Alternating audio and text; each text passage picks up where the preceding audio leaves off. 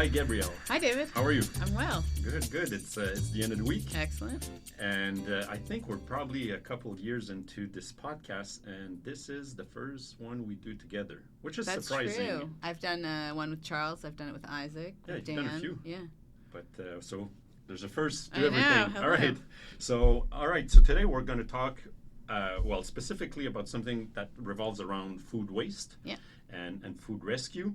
And we'll start by saying that there's this article that was, I think, Nicola found. It's called by NPR. So, state bans on commercial food waste have been largely ineffective, a study finds.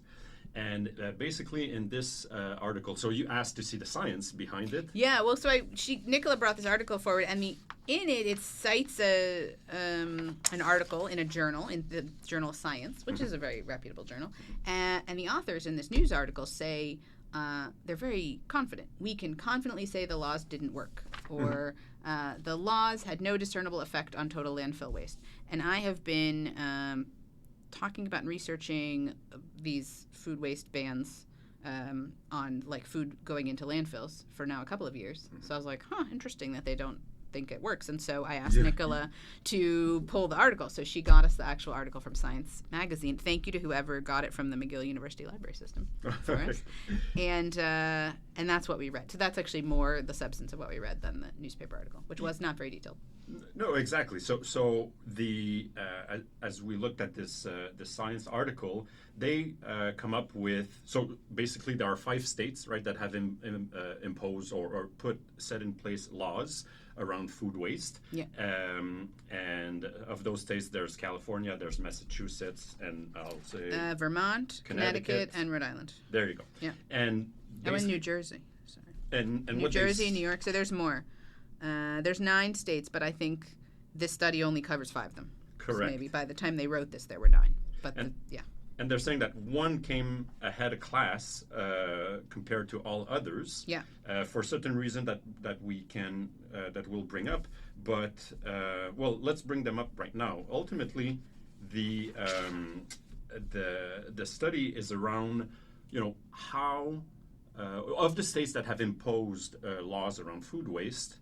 Not going into landfills. Well, maybe you can talk about the law a little bit, or the theme. Yeah, they're all like slightly different across the different states, but the general idea is that the government wants to keep organic material out of landfill, because when you put organic material in landfill, it decomposes, and that emits both carbon dioxide, CO2, and methane, which are bad for the environment.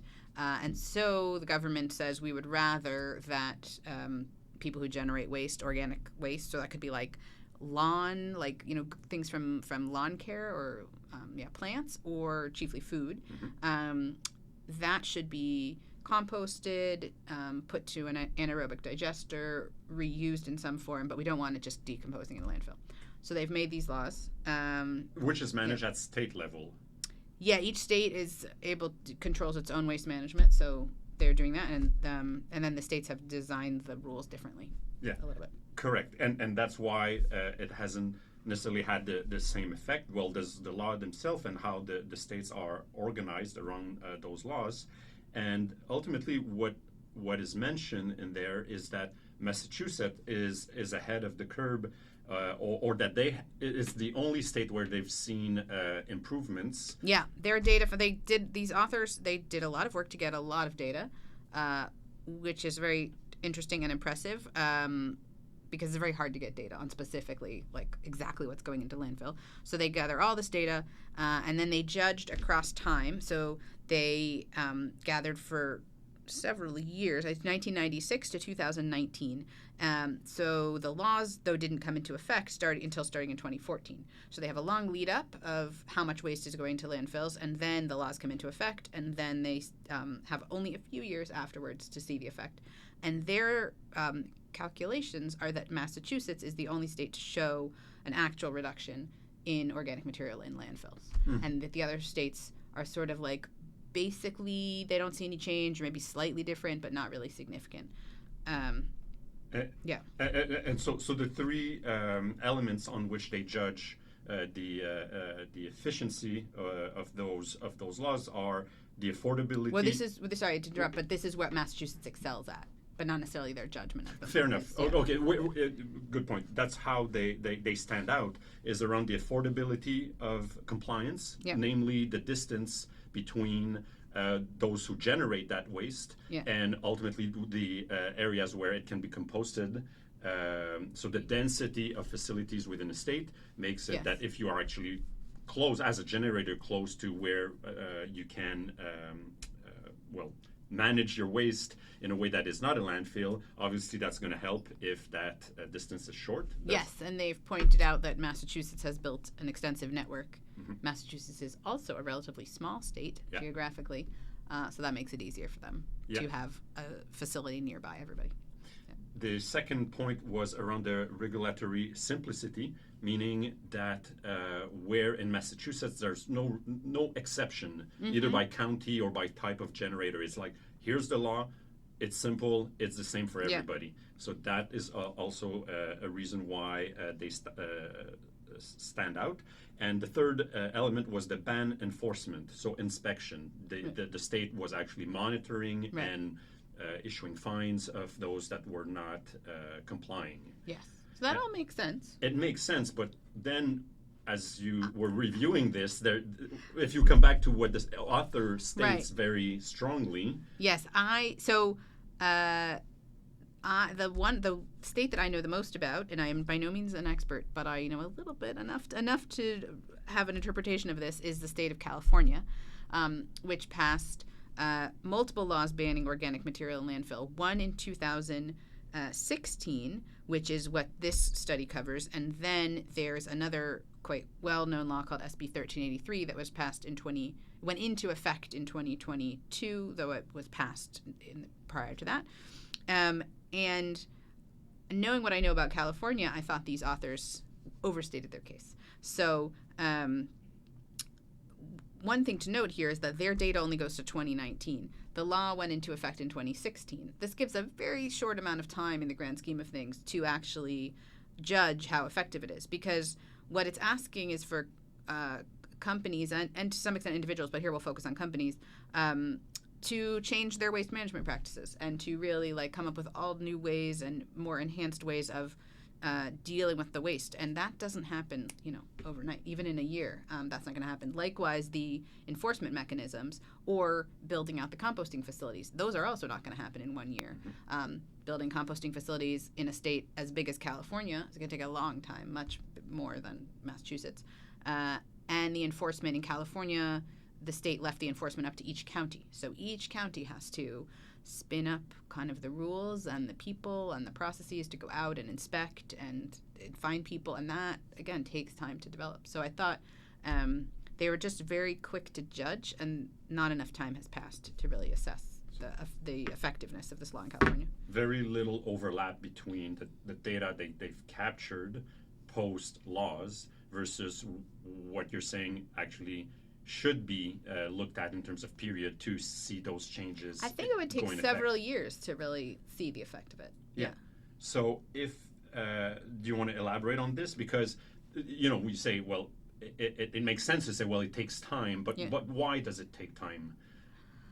Ooh, well, you have there's many parties. You've got your companies, what they call generators. So it's in our world, let's say, to narrow it down, we're talking about grocery stores, distribution centers, some large food service operators, like at a stadium, let's say, or a big hospital cafeteria, university cafeteria.